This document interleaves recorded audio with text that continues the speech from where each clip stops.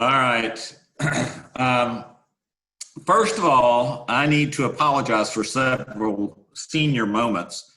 As Don alluded to in the prayer, I mistakenly jumped into Acts 1 without having finished John, the book of the Gospel of John. Ken taught the resurrection from John 20. I also forgot to have that recorded on YouTube and sent out. And so I will be sending both of these out this week.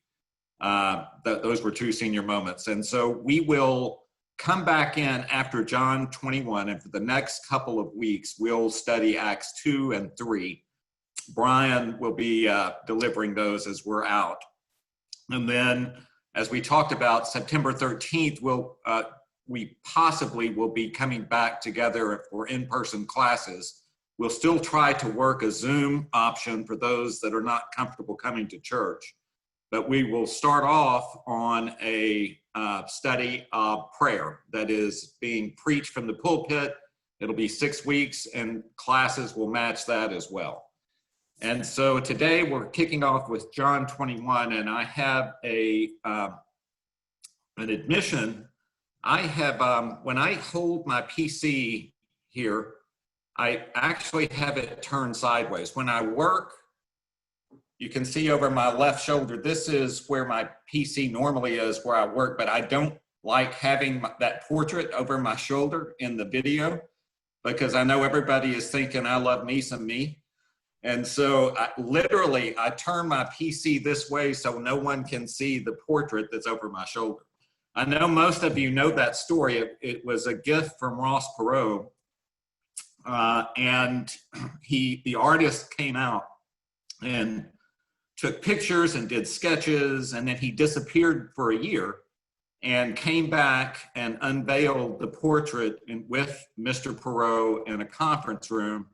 And Mr. Perot said, "Doesn't look a thing like him." And the artist said, "You're right." And he went off for a whole nother year and came back with this portrait.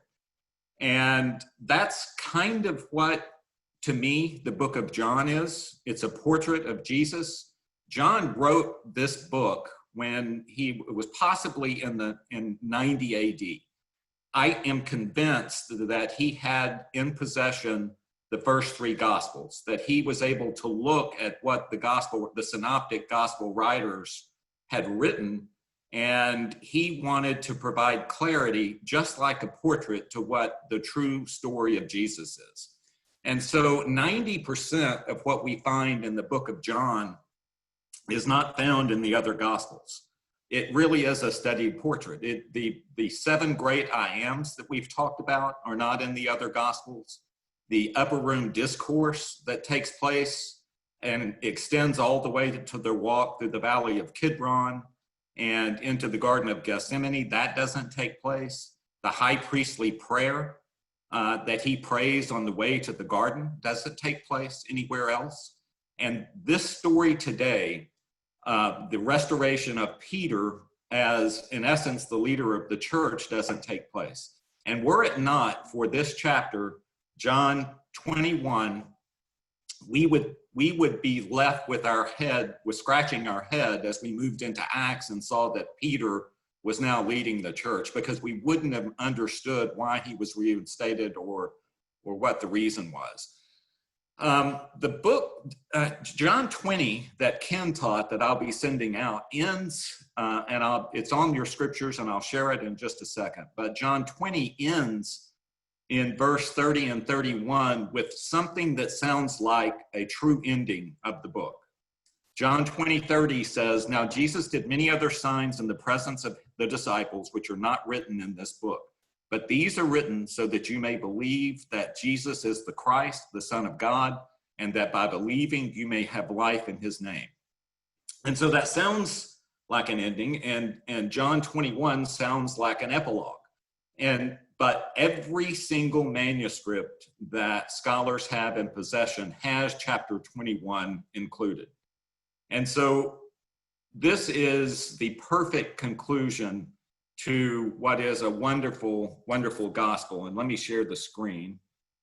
And can everyone see that? You'll see the purpose of Thumbs up, that's excellent. You'll see the purpose of the book that we just covered. Jeff, do you mind reading John 21, 1 through 8? Love to. After this, Jesus revealed himself again to the disciples by the Sea of Tiberias, and he revealed himself in this way. Simon Peter, Thomas, called the twin, Nathanael of Cana in Galilee, the sons of Zebedee, and 2 others of his disciples were together. Simon Peter said to them, I am going fishing. They said to him, we will go with you. They went out and got into the boat, but that night they caught nothing.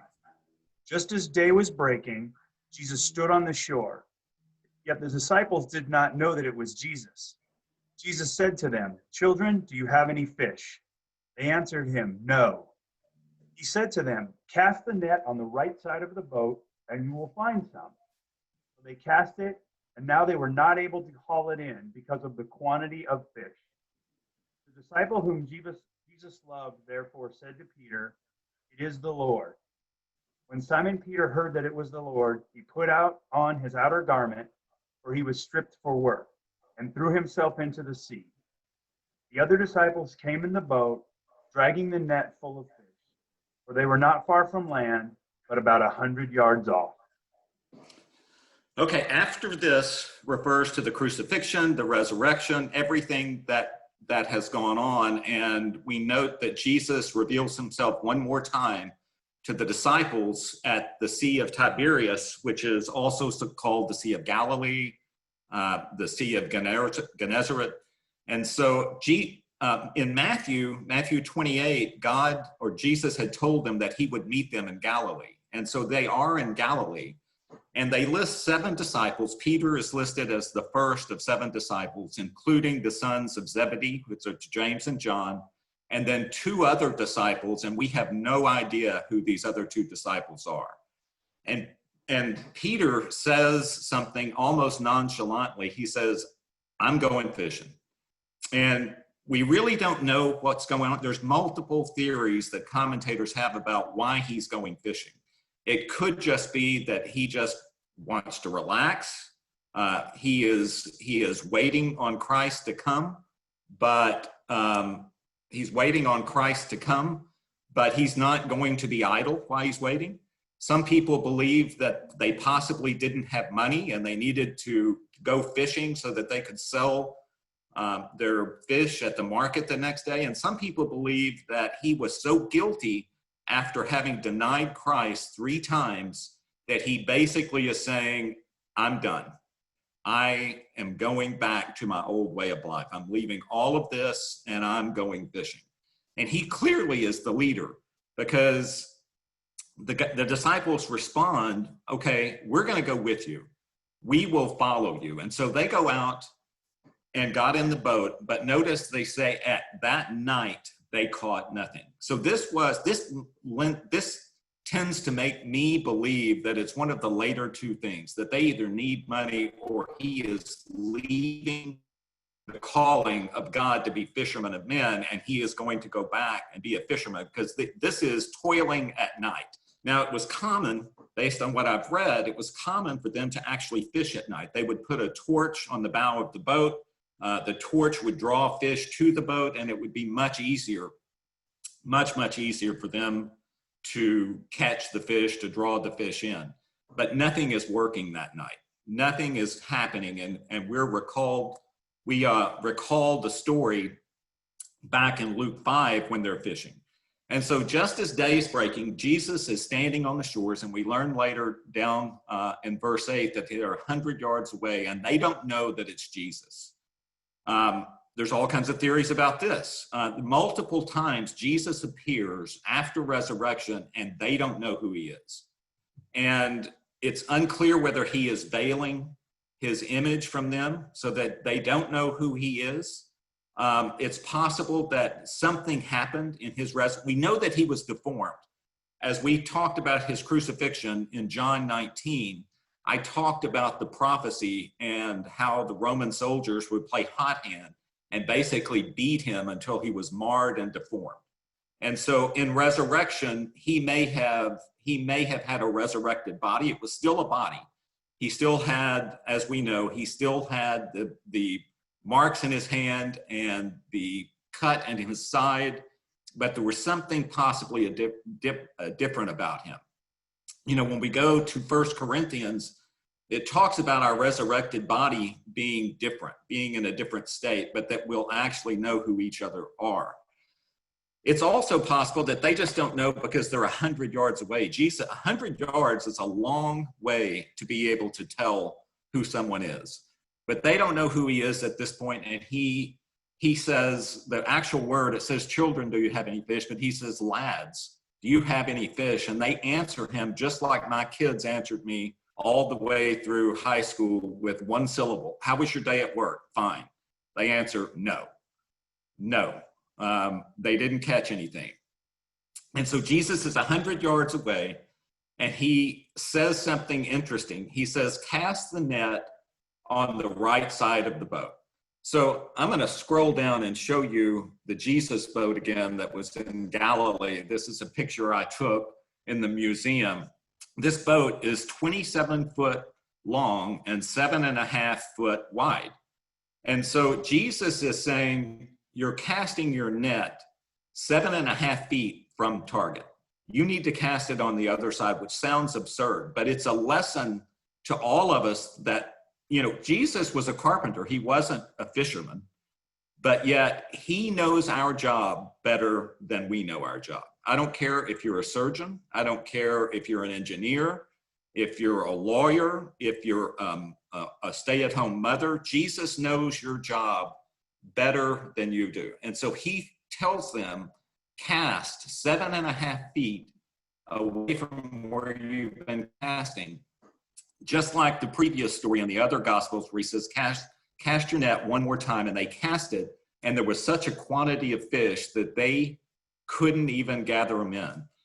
And the disciple whom Jesus loved, who do we know that is? That's John. I see you mouthing, yes. John said to Peter, it's the Lord. So John was the one that recognized or observed that Jesus had been resurrected. I loved Ken's lesson last week where he talked about the John noting in his own gospel that he outran Peter to the tomb, but didn't go in, and Peter burst in. And I love seeing that attitude of Peter, and we're going to see it again. When Peter heard that it was the Lord, he put on his outer garment, for he was stripped for work. So he put on his outer tunic. When they were working and fishing, he would actually be wearing a loincloth. But for some reason, 100 yards off, he dives, just like he runs into the tomb the first time. He's all in. And you know that he's got to be feeling guilt, because the last time that he had seen Jesus, he had denied him 3 times. He feels this enormous guilt, and he throws himself into the sea. Now, the last thing you're going to do to swim is to put on your outer garment. That's not a very smart way to swim 100 yards, right? I don't know why he did this. Some people say that he did it as a symbol that he wanted to present himself in full clothing. You know, I was brought up, many of us were brought up that when you go to church and when you face God in church or worship God, that you put on your dress clothes, that you are fully clothed and put on your best to worship God. I remember vividly in the 70s wearing the most beautiful lime green leisure suit to church with my white patent leather shoes. And so I know all of you are of that age, and I would love to see the videos of you in your leisure suits, but with the big flowery shirts, I was ready to worship God. So I don't think Peter is putting on a leisure suit, but he is getting totally dressed for God. And the other disciples came in the boat over the next 100 yards, and they bring the fish not far from the land. So this is the beginning of the reinstatement of Peter. This little series already demonstrates his leadership of the other disciples, and it's a wonderful illustration about how God knows our jobs better than we do. Catherine, are you there? Yes, I'm here. Okay, I'm scrolling down in hopes that you will read John 21:9 through 14. Okay.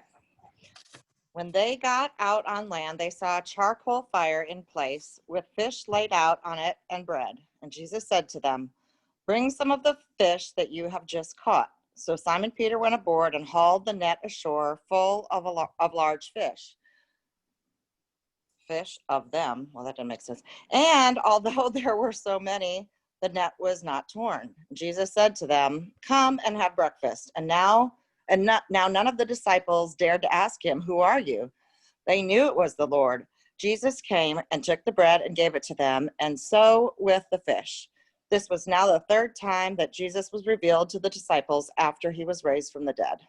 Okay, so just to be clear, so that 153 is not a verse. There was 153 of them. There's 153 fish. And so, okay, so the boat, that's okay, that's all right. The boat comes up on the land and they see a charcoal fire. And this is perfect for Peter, because I don't know if you remember where Peter was, and I've got it later in the scriptures, but we'll go ahead and touch on it now. Peter denied Christ as he was warming himself over a charcoal fire. And so Jesus is on this shore and he has a charcoal fire in place. And what does he have? He has fish and bread. They haven't taken the fish out of the boat yet. Jesus has provided the fish and Jesus is making them breakfast. And in addition to that, Jesus says, okay, I've got the fish. The fish are here, I'm cooking, but I want you to bring some of your fish as well. And it's perfect symbolism, as I have in the first key point, that Jesus had already provided the fish, but he wanted them to contribute to this as well, just like he wants us to contribute to his mission. And so Simon Peter, he's the first one. He goes, when Jesus says, get the fish, Simon Peter says, I'm all in. And he goes on board, and even though this is a full net, he hauls them in, and it says they're full of large fish, not just regular fish. And someone took the time to count 153 fish. And I have been shocked at commentators and Bible scholars that have tried to make some logic of the 153. And everything that I have heard when someone tries to do that is just absurd. I don't think there is any rationale other than these men counted their catch. It's possible that they were counting their catch because they were going to sell at the market. It's possible that they're just men. You know, I've talked about going to Argentina, and people roll their eyes when I talk about shooting thousands of birds a day. Now, to remind you, there are multiple hatching seasons in Argentina, and these dove wipe out hundreds of acres of crops daily. And so literally I'm going down there on a mission trip shooting dove. And the people, they have people that are with us, and it's a point of pride that they have a clicker. And each bird that you shoot, they say, see, and they're clicking. Yes, got it, see. And at the end of the day, everyone comes into the room and they announce your scores, because everyone has counted how many has been shot. And that goes all the way back to biblical times. People are going to count their game. So there's 153. There were theories that there were 153 species of fish in the world at that time. There were theories that there were 153 countries in place at the time, and that those were symbols that all would be coming to Christ at some point. And I just think it's 153 fish. And Jesus says, come have breakfast. So the resurrected Jesus is still a body, and he is going to have breakfast. There was a big movement in the first century called Gnosticism. And the theory of Gnosticism was that all matter is bad and all spirit is good. And the people who began to follow Gnosticism said that Jesus could not have been matter, either in a pre-resurrection state or in a resurrected state, that none of his body, he had to be all spirit if he was going to be all God. And I think John added details like this. I think Jesus actually shared this breakfast with these guys, and I'm confident that it was one of the best breakfasts they had ever had. The fish that he brought may have been Argentinian sea bass, for all we know, right? He may have had the greatest fish in the world, but they still don't fully recognize him because it says no one dared ask, "Who are you?" Something's different about him, but they know from his mannerisms that this is Jesus the Messiah, the resurrected form of deity. And he gave them bread and with the fish. Now, this is the third time that Jesus was revealed to the disciples after he was raised from the dead. So we'll come down to John 21, 15 through 19, Jeff.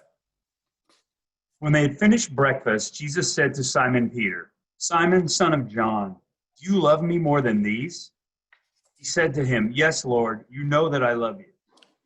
He said to him, "Feed my lambs."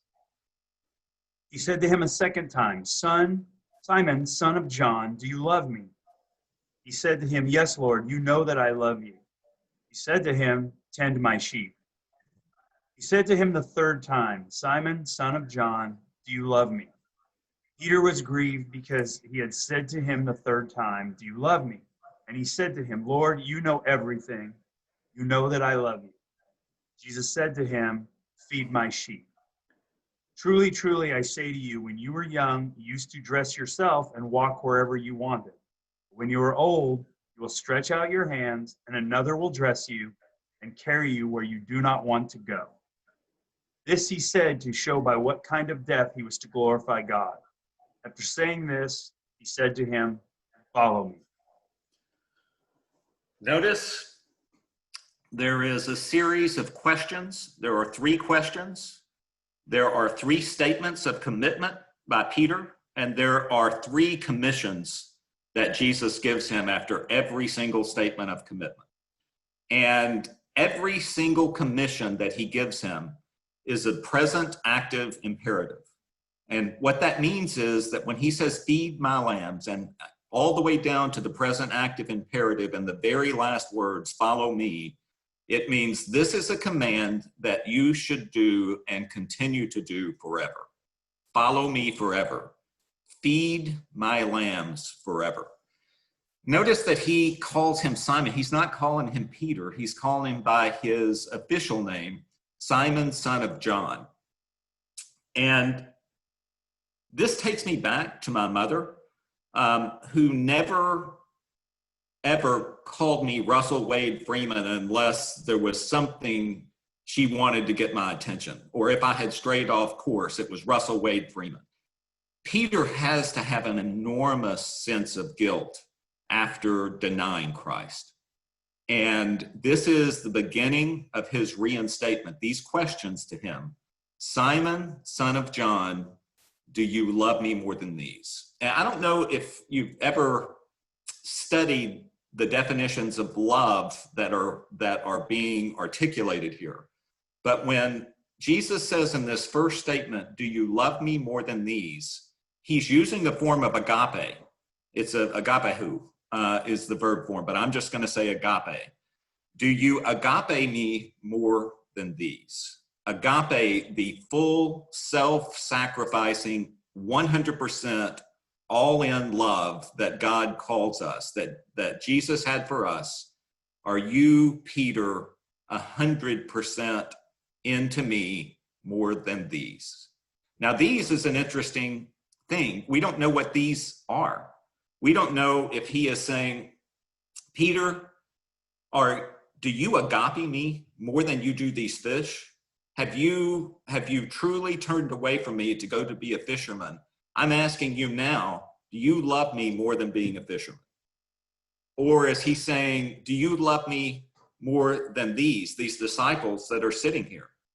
Is it your love? You've professed to me all along that you were the one, that you would never die.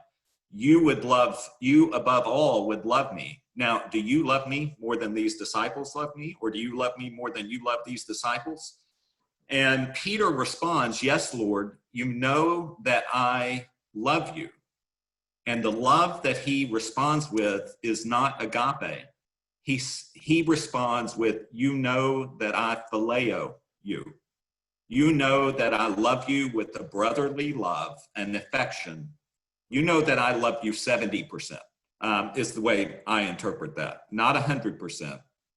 You know that I love you. And so that is his commission. He does have great affection for Christ. And I think maybe he was guarding himself after having denied Christ these 3 times. And Jesus says, feed my lambs, feed my baby sheep. Clearly a pastoral term of bring the word to those that are baby Christians. And then Jesus comes to him a second time. It says, Simon, son of John, do you agape me? And John responds, yes, Lord, you know that I phileo you. And he said, tend my sheep. Shepherd, not only feed my lambs, but I want you to shepherd my sheep. If you have brotherly affection for me, that's enough for you to tend my sheep. And he says to him a third time, Simon, son of John, do you phileo me? And so Jesus lowers it back down to John and speaks in his term, do you really phileo me? Do you really have brotherly affection? And then for the third time in a present active tense, he says, feed my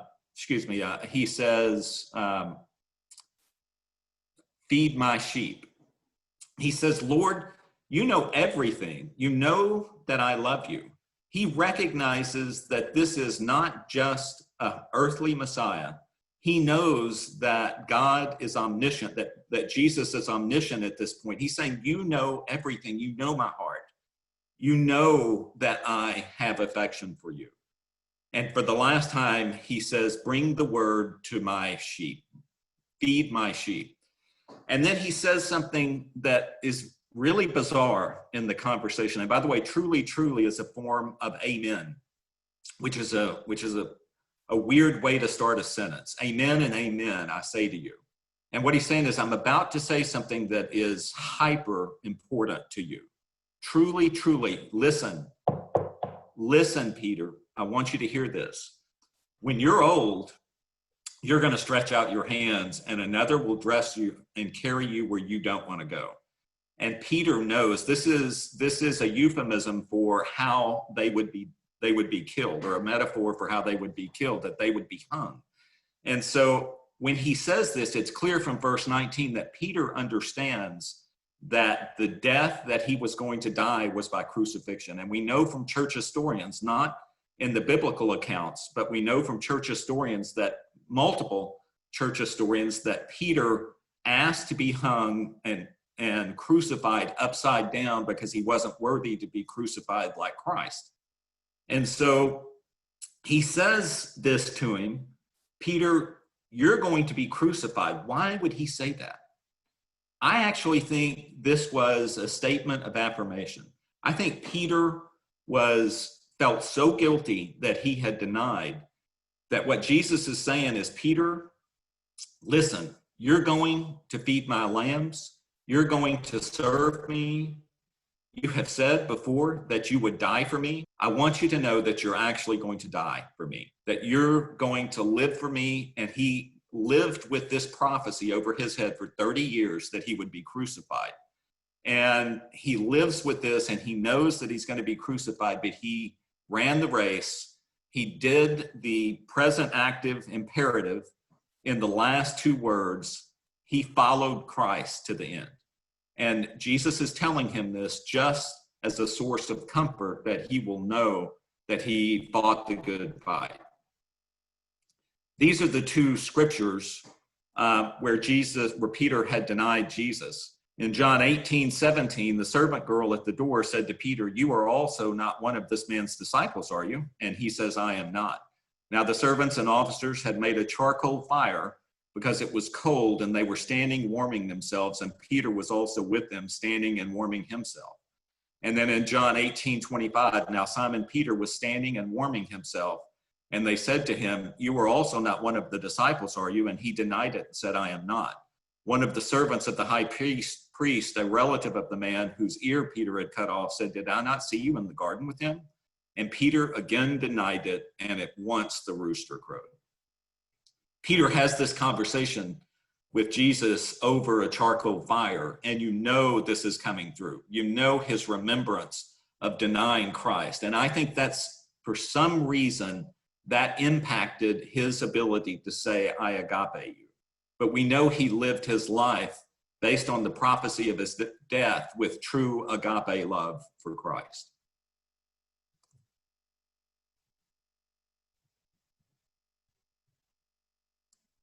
All right, I can't remember. Jeff, is it you? John 21:20 through 23. Peter turned and saw the disciple whom Jesus loved following them, the one who also had leaned back against him during the supper and had said, "Lord, who is it that is going to betray you?" When Peter saw him, he said to Jesus, "Lord, what about this man?" Jesus said to him, "If it is my will that he will remain until I come, what is that to you? You follow me." So the saying spread abroad among the brothers that his disciple was not to die. Yet Jesus did not say to him that he was not to die, but, "If it is my will that he remain until I come, what is that to you?" These are clearly two people that view themselves as brothers, because I have had this conversation as a child with my mother and my father about my brother. I had it for all the years of my life. What about him? How come he gets to do this? And for some reason, my parents must have read the Bible, because this is the exact term, the exact way that they answered. What is it to you? What is going on with him? You've got one job, and your job is to do X, Y, Z. Don't worry about him. And so he uses those words. If it's my will that he remain until I come, what is that to you? Your job is to follow me. Again, that same thing, to continue following me. And I think Peter and John clearly loved each other, but it's obvious from Scripture that both of them had a special place in the life of Jesus, and in the life of the Bible, and in the life of the church. And we know we have all of these things that almost seem like tension, but I think that they had great regard for each other. And so Jesus says, if it's my will that he remain, and for some reason that created this story that John was going to live forever and to never die. And John clarifies that in this section, and then we come to his sign-off. Catherine, can you read the sign-off? Yes.